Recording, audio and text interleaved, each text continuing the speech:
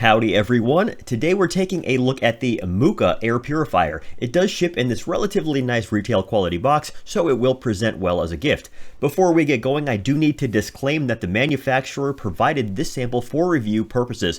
That said, I have not been compensated otherwise and there are no strings attached, so I'm free to speak my mind.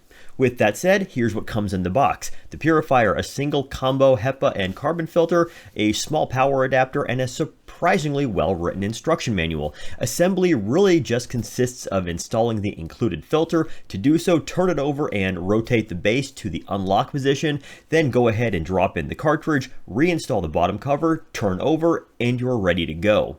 Operation of the Mooka air purifier is super simple. One touch on the top turns everything on. We also have a long press of this button that will turn on and off this night light. So 3 seconds. Turns off the night light.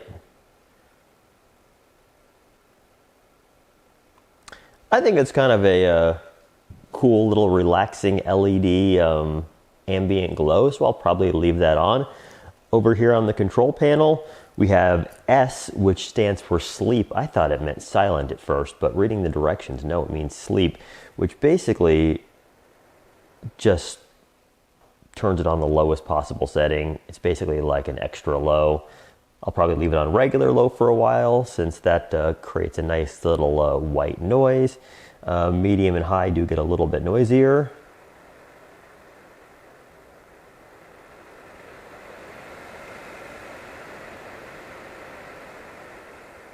Down here we have a timer button, 1, 2, 4, and 8 hours. So 1, 2, 4, 8, and then back off. We also have this little child lock indicator in the center. If we hold this for about 4 seconds, it will turn on a little child lock indicator, which deactivates all the other buttons. So if you have little ones that like to press buttons, might want to use that so they can't turn on and off your air purifier. And then a long press of that timer button will disable that. So yeah, not a whole lot to operating it, very easy. Now let's take a look at this product's noise profile. To do so, I've got my decibel meter set up.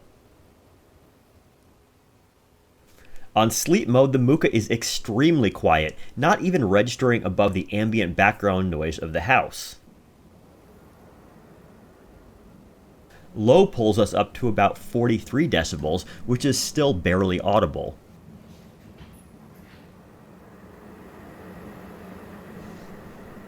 Medium is right around 50, which is what you'd expect from a small desk fan. Finally, high is roughly 57. This is about as loud as most people would carry on an indoor conversation. So overall, this air purifier is unlikely to even be noticed against background noise unless on high.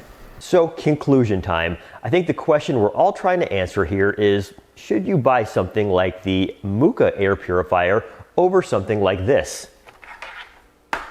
The Levoit that I reviewed last year, and which is also a very good unit. And I think the question really comes down to how big is your room? Functionally, their nears makes no difference. They both sort of operate the same, very similar build quality, very similar noise profiles, equal availability of replacement parts.